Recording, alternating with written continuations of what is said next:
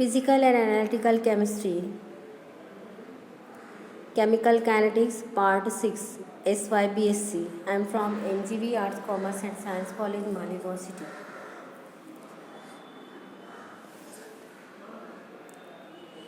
ये जो है हम लोगों का जो है केमिकल काइनेटिक्स का पार्ट 6 है।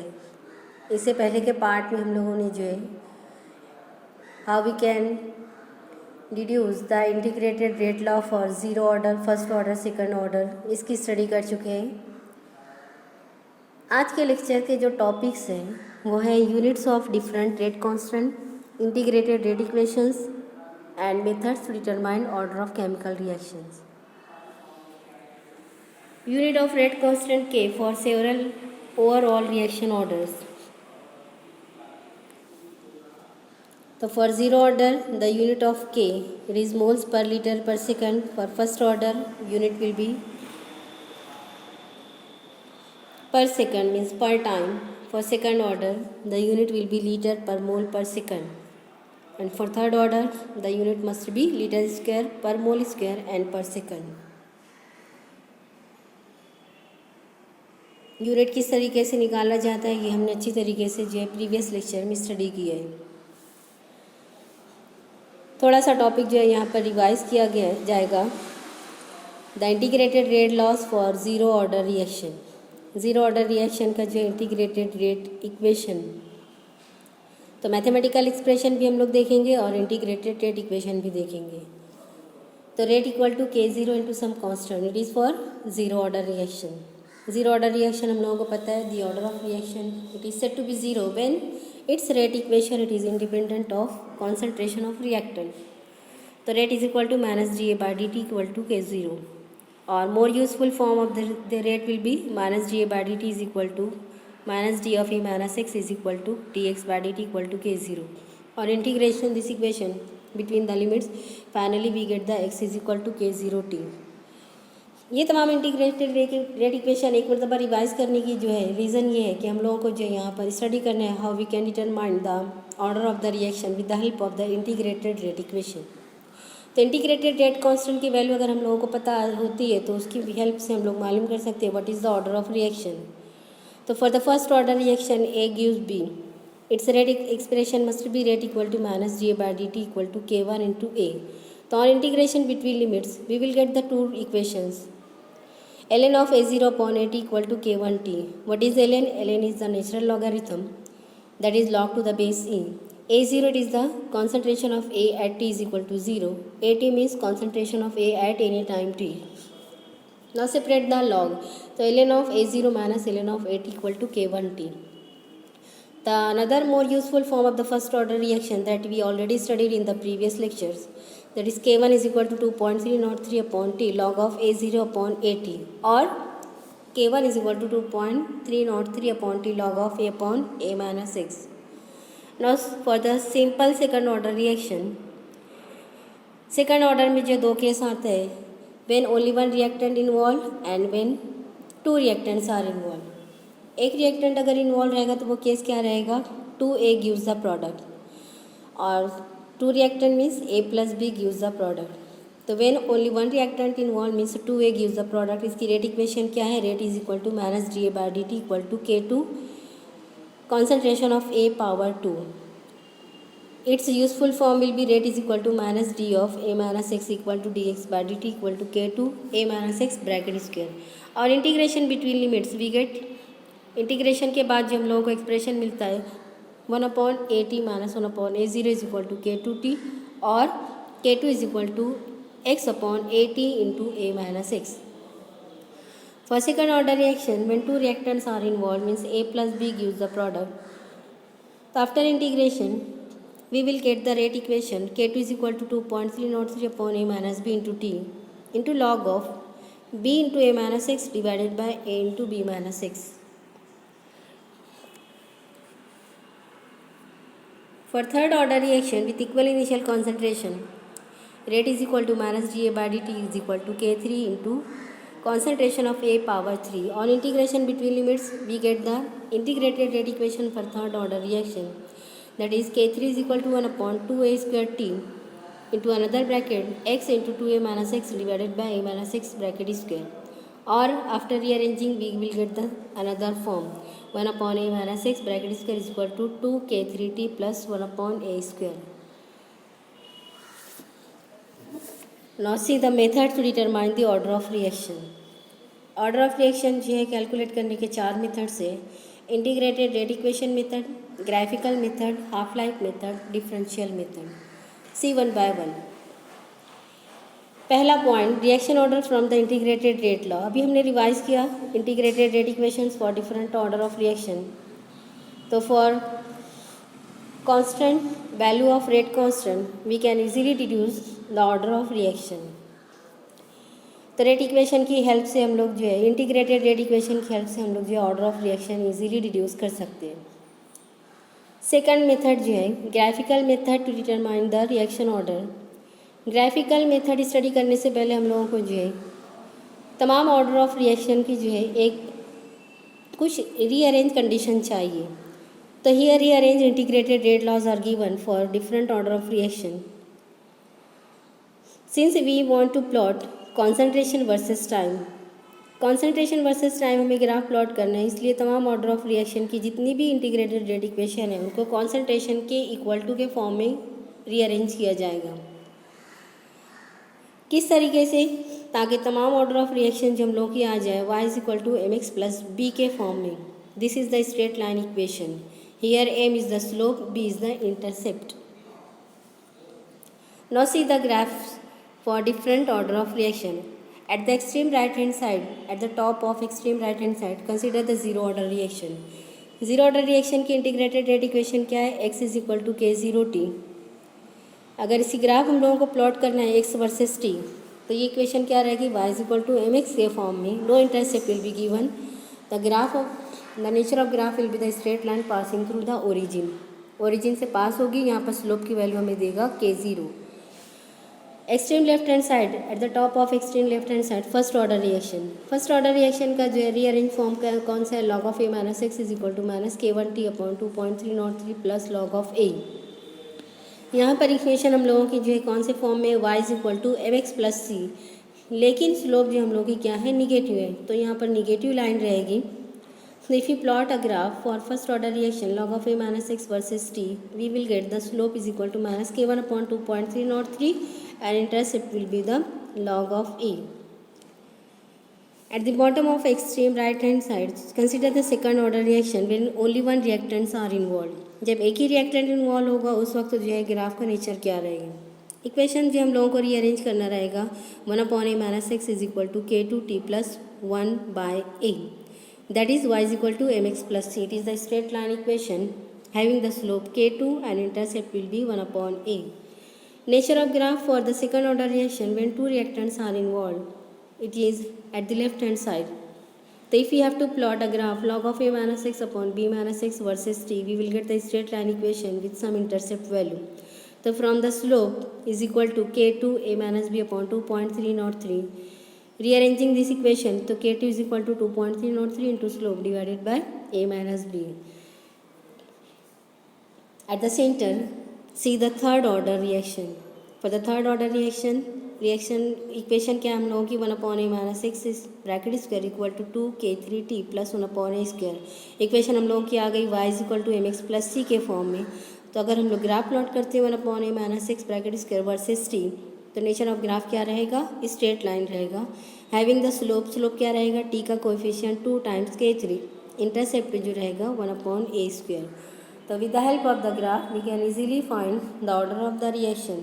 यहाँ पर जो है तमाम ग्राफ की स्टडी करने के बाद इसमें हम लोग ऑब्जर्व करते हैं कि ज़ीरो ऑर्डर की जो ग्राफ है उसमें स्ट्रेट लाइन जो ओरिजिन से पास होती है. तो for zero order reaction no intercept will be given. तो the line passes through the origin. For the first order reaction, the line must be the negative. For the second order and third order reaction, straight line that is having some intercept value with positive slope. तो second और third order reaction के nature of graph same है. First order का जो है different है, zero order का भी डिफरेंट है. Now the next part, determination of order of reaction with the help of the half life method. Half life method proceed करने से पहले हम लोग यहाँ पर कुछ रिवाइज करेंगे। Decomposition of N2O5। Decomposition of N2O5 ये किसके एग्जाम्पल है? ये एग्जाम्पल है फर्स्ट ऑर्डर रिएक्शन की। The reaction must be first order. तो ग्राफ में जो हम लोग यहाँ पर स्टडी करेंगे, ग्राफ की मदद से आप लोगों को जो ये पॉइंट ज़्यादा क्लियर होगा कि रिएक्शन हाफ लाइफ जो है हम लोगों को जो है ऑर्डर किस तरीके से डिपिक्ट करती है। तो हाफ लाइफ क्या है, इसकी डेफिनेशन क्या है? The time required for the reactant concentration to reach 1/2 of its initial value. और सेकंड डेफिनेशन हमने प्रीवियस लेक्चर में देखा था, the time required when 50% of the reaction gets completed. 50% reaction complete होती है, जो टाइम रिक्वायर होता है that is called as the half life period. तो for first order reaction at fix condition T half is a constant, means it is independent of reactant concentration. तो यहाँ पर हम लोग जो ग्राफ से ऑब्जर्व करते हैं, plot of concentration of N2O5 versus time for 3 half life. 3 half life में जो हम लोग यहाँ पर इसका कॉन्सेंट्रेशन में क्या चेंज आता है वो स्टडी करेंगे। It is for first order reaction. तो फर्स्ट ऑर्डर रिएक्शन में इनिशियल स्टेज जो T0 टॉप पर है, तो यहाँ पर जो नंबर ऑफ मॉलिक्यूल्स जो हम लोगों को दिखाई देते हैं, this number of molecules blue colour के बॉल से यहाँ पर रिप्रेजेंट किया गया है। इसकी क्वांटिटी अगर हम लोग काउंट करेंगे, that is the amount of reactant or concentration of reactant present at initial stage means T0.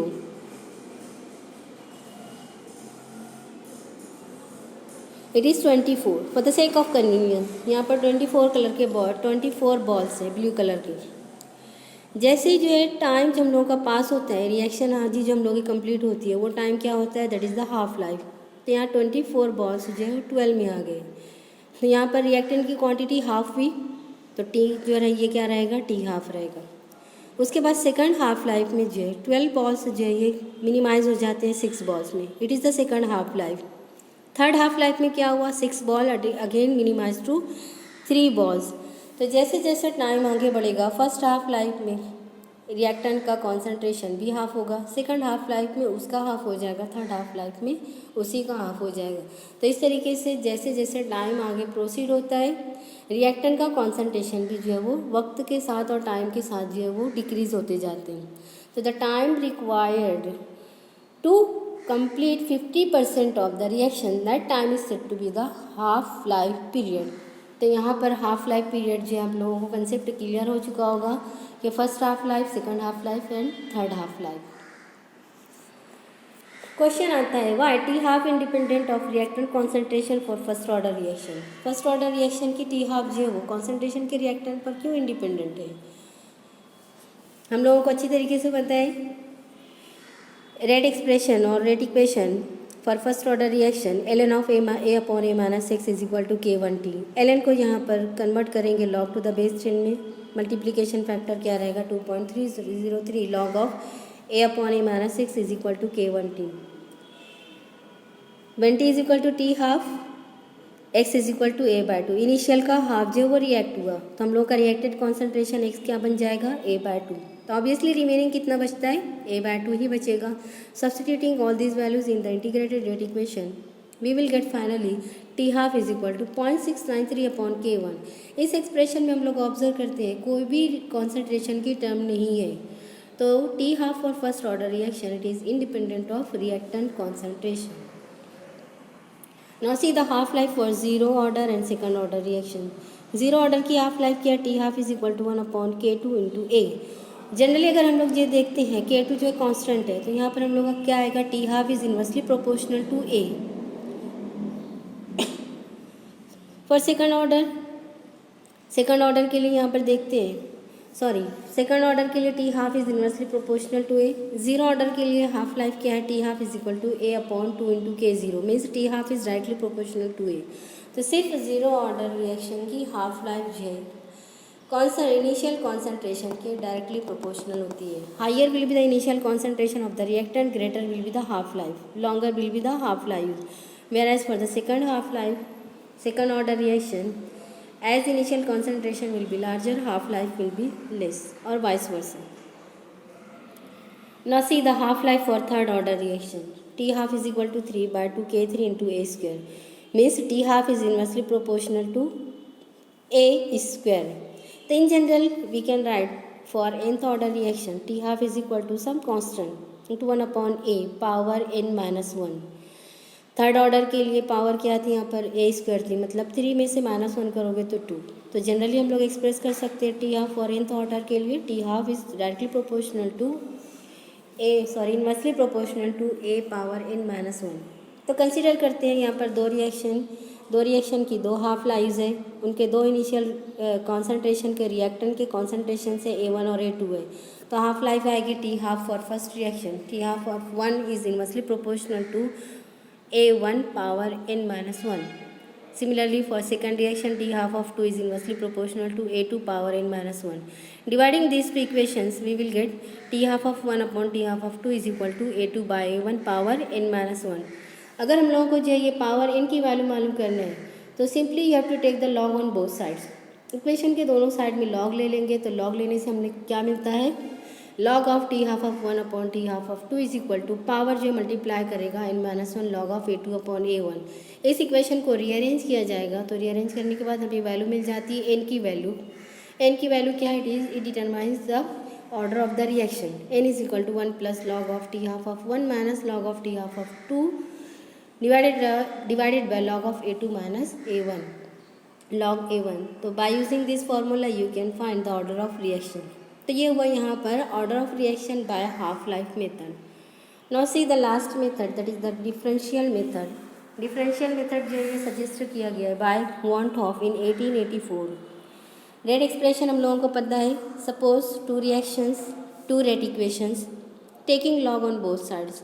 Equation के दोनों साइड में जो लॉग ले लेंगे तो log of R1 is equal to log of minus D A1 upon dt that equal to log of k plus n into log of A1. Second reaction के लिए log of R2 is equal to log of minus D A2 by D T equal to log of k plus n into log of A2. दोनों equation को जो है subtract कर देंगे. Now subtracting this two equations. तो यहाँ पर from equation about two equation दोनों इक्वेशन को कंसिडर किया जाएगा. तो log of minus D A1 upon D T minus log of minus D A2 upon D T divided by log of A1 minus log of A2 equal to log of R1 minus log of R2 divided by log of A1 minus log of A2. तो log of R1 क्या है, यहाँ पर ये bracket का जो है log of minus G A1 upon D T is nothing but the R1. तो इसलिए यहाँ पर लिखा जाएगा log of R1. माइनस जी A2 बाई डी टी क्या है, it is R2 means rate expression for second reaction. तो by using this formula you can calculate the order of reaction. Thank you.